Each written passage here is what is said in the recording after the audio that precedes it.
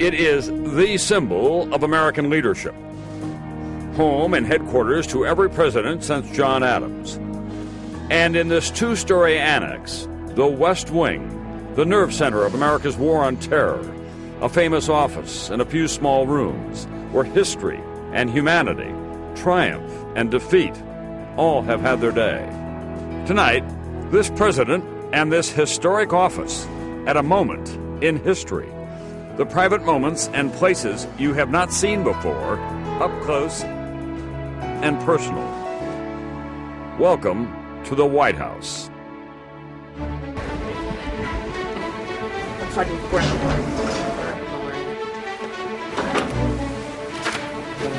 10:40.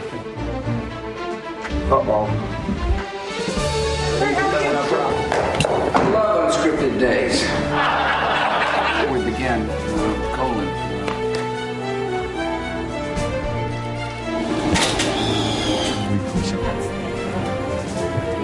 Come on, let's go to work. This is an NBC News special. The Bush White House. Inside the real West Wing. With Tom Brokaw. Good evening. There is no place quite like it. And when you spend time inside the West Wing, you feel the power, the pressure, the weight of history. Tonight, you'll see an entire presidential day from the inside out. Was it a typical day? Well, the president and his staff surely made some plans with our cameras in mind. Even in the pre-dawn darkness of the Capitol, the White House is a busy place. The president is what he calls a morning person. Busy day, yeah, well. And not long after the lights go on in the White House living quarters at 4:30 a.m., all around the nation's capital, many of his top advisors are already on the job or on their way. So I begin my day. I've already read a couple of the major papers. Presidential advisor Karen Hughes is not a morning person. So these 7:15 meetings are not my favorite part of the day. From Los Angeles, this is Marketplace. And everybody else I work with is a morning person. The president is a morning person. Carl is a morning person. Andy is a morning person. Condi is a morning person. They all get up and bounce out of bed. Hey, girl, how are you? Good. No surprise, Morning. Good morning. the day we were there with cameras, it was all hands on deck. Chad, how are you, man? Early. Come on, guys. Come on, buddy. 6:50 a.m., and the president is already on his way to the West Wing with first dogs Barney and Spot. Come on, Barney. Hey, come on, let's go. That's a good boy. The president makes his way across the South Lawn towards the Oval, as the famous office is known to West Wing staffers. They call him 43, the 43rd president. His father was 41. Come on, let's go to work. Yeah, I know, they're okay. Come on. It is now 6:53 a.m., and Chief of Staff Andrew Card is ready and waiting. Andrew. Good morning. Top of the morning to you. With that, the presidential day begins. Good morning, Linda. Good morning, sir. Ready? Yeah. This morning, it has on it the overnight threat assessment file, the prospect of more terrorism around the world. Every minute of the president's time is allocated. The ledger book is here, the gold line, a detailed chronology of a closely scheduled day. This schedule is what the president relies on every day. From a meeting on an upcoming trip, And then you will speak at the reserve Duncan Hunter's officers. coming down on this. We got to spend some time with Duncan Hunter. That was his request. Yeah, I think we need to do that. to another on education policy. My answer to all this is just, let's figure out how to teach them how to read. The president expects to be on time, and he demands it of his staff. Uh-oh. 2 minutes late is cause for concern. So Ari's running late. Is he on his way? Yes, he is. Okay, we'll wait for him. Hey, Ari. Morning. How are you? Being early is something to celebrate. We're 3 minutes early, Josh. Chief of Staff Andy Card knows where the President of the United States, POTUS in White House speak, is at every moment, thanks to this special computer. Card has to know the Chief of Staff not only runs the West Wing, but also parcels out the President's time. I try not to have people go into the Oval Office that do not need to be there. If they need to be there, they'll be there. If they want to be there, they won't. How do you say no to people? very candidly, I tell them the truth. So it's need versus want. Need versus want. That's the test. Would you call down to Ashley and let her know I need to ask the president something real quick? Ashley Estes is the president's personal secretary. That's great. It is up to her to field those urgent requests. You just don't drop in on the president. Estes and presidential aide Logan Walters are the young gatekeepers that even the most senior officials must go through. You get here. You're 27 years old. You're sitting just outside the office of the most powerful man in the world. Ashley, how old are you? I'm 27 too. When you go into a bar in Georgetown, do you still get carded? I don't have much time to go out, but whenever I go anywhere to have a drink, yes, I do get carded all the time. You too? I do get carded. And are you tempted to say, do you want to see my Whitehouse pass? No, definitely never. Definitely not. Their work is making sure the President's Day flows smoothly, right down to the signing pen. These are the actual signing pens the president uses. These are the official signing pens that he signs legislation. President Bush's office. Like so many here, they're Texans, far from home in the nation's capital. You want to go back to Texas? Absolutely. I think a lot of us were in love with Texas before we came up here. Get a call. Right. Dr. Condoleezza Rice, the National Security Advisor, prepares to brief the president on his call to the British Prime Minister. He's outside the Capitol in the Situation Room, having a really hard time setting up a line. Yeah, but it would be a totally private visit. One briefing begats another. Notice the Duma passed a resolution Yes, about sir. the ABM treaty.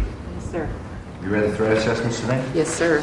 You might want to just encourage him to encourage anyone that he's talking to get their pledges in for the Afghan Recovery Conference. Yes, Mr. Prime Minister. Please stand by for President Bush. At 7:49 a.m., the president talks with the Prime Minister. Good morning, Tony. How are you? I told the people here that one of my customary habits is to check in with my friend in Great Britain, so I'm glad we're able to talk today. Directly across the hall, in the Roosevelt Room, the senior staff is planning the rest of his day. At 12:50, the President will depart the White House en route Teamster headquarters. At 2:20 for 30, accompanied by Mrs. Bush, the President participate in a bill signing. President Bush came to office determined to make this a more formal place. The West Wing is adorned with priceless American art, and everywhere you look, the presidential seal on coffee cups, packets of Equal, and even M&Ms. Hey, how you doing, sir? Commander, how are you? Good, sir. A big part of the president's time is spent waging the war on terrorism, and much of that happens here, a cramped basement facility called the Situation Room, a high-tech, highly secure facility once reserved for managing the occasional world crisis.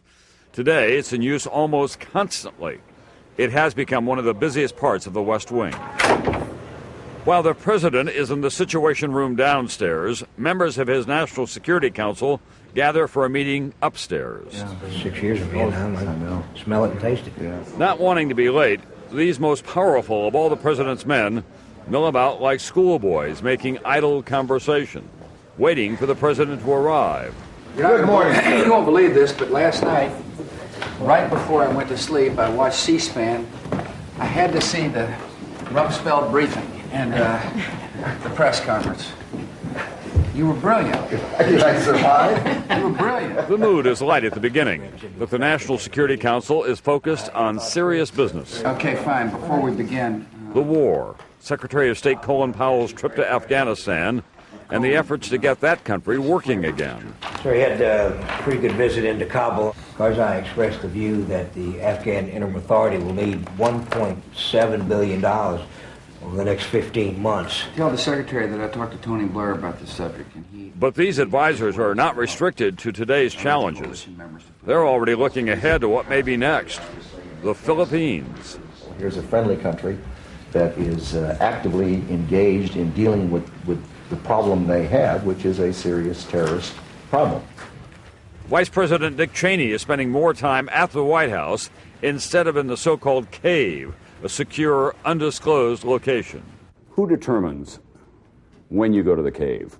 And you make the decision based on the daily threat assessment, or do you make it more randomly? It's more randomly, and we make it based primarily on being unpredictable.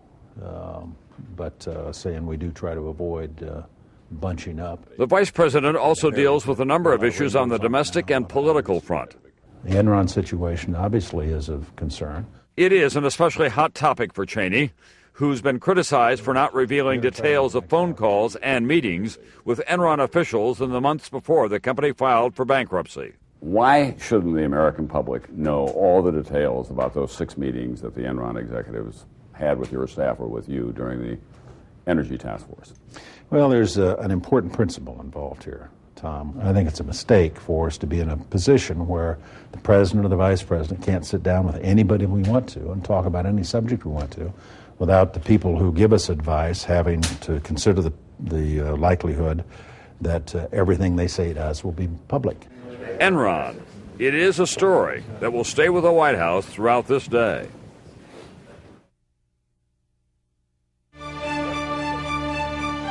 How much of your day, if you could quantify it, is spent on the war? I'd say half.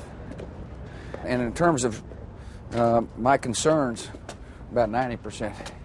The president may be preoccupied with the war on terrorism, but he and his staff know they cannot afford to forget about domestic policy, the economy, and the forthcoming State of the Union speech. We're seeing that as the beginning of the State of the Union rollout. Thematically next week, we've got on Tuesday jobs. Wednesday is going to be military. You'll have a meeting. The man who manages the president's political agenda more closely than anyone else is senior advisor and fellow Texan Karl Rove.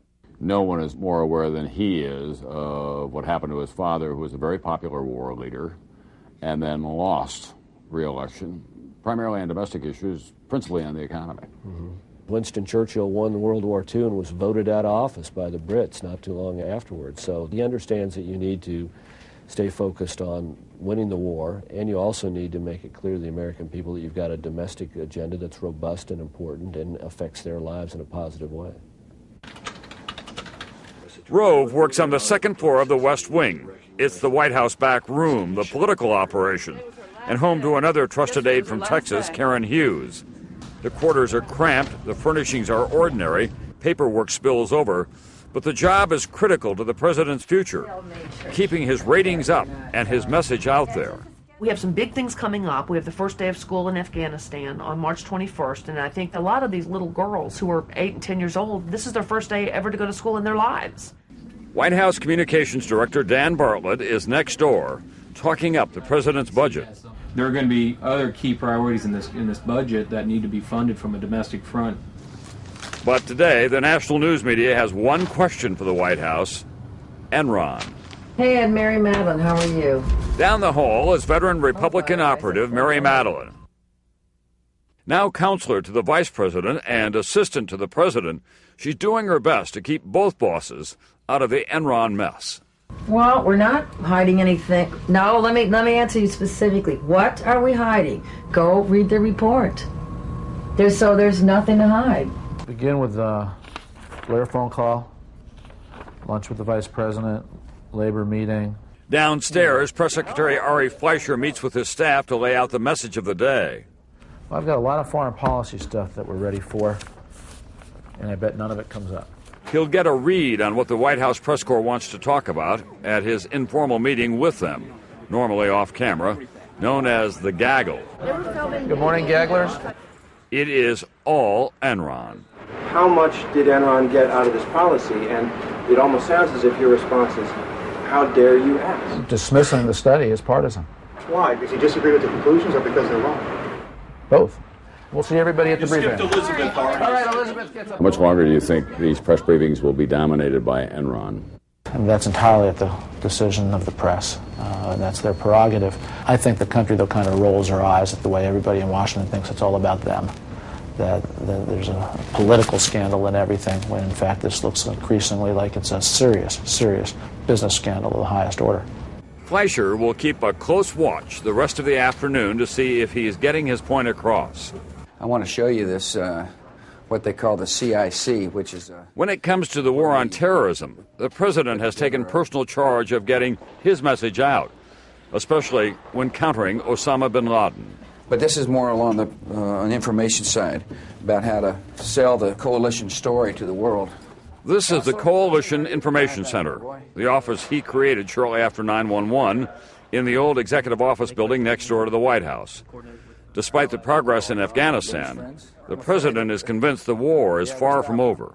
Well, thank you all. Keep working hard. Appreciate your service. Do you think that we'll stay on alert as a country for the remainder of your term? I do. And unless I can say to the American people, we got them all, and or they've surrendered, or they're no longer interested in hurting America. September 11th changed almost everything at the White House. The president's security, even inside the secure bubble of the White House grounds, is dramatically tighter. We get a rare glimpse of something that has not changed. His workout in the gym on the second floor of the residence may be more important to him than ever. And it's no walk in the park. He tries to exercise for an hour every day, including a 185-pound bench press. Call that executive privilege. For his staff, midday is a chance to grab a quick bite from the mess in the basement and bring it back to their desks. Ready for lunch? Yes, sir. Another routine that was interrupted after September 11th, the president's weekly lunch with the vice president. It's also making its way back onto the schedule. What do you got for me today, Ferdy? Moving the president outside the White House is as complicated as ever. Today, the president is scheduled to visit the Teamsters Union 8 blocks away. But the full, secure package of 5 vehicles plus 12 more will make the trip. So will the so-called football, the plans and codes for nuclear war. And as always, the president moves on time. The host at the Teamsters Union is Jimmy Hoffa Jr. Now, Mr. President, nice to have you here. Jimmy, thanks, Bill. Thank you very much. And the president is here to stump for his energy bill. Thank you all. Let me just be to the point. A good energy plan is important for our national security,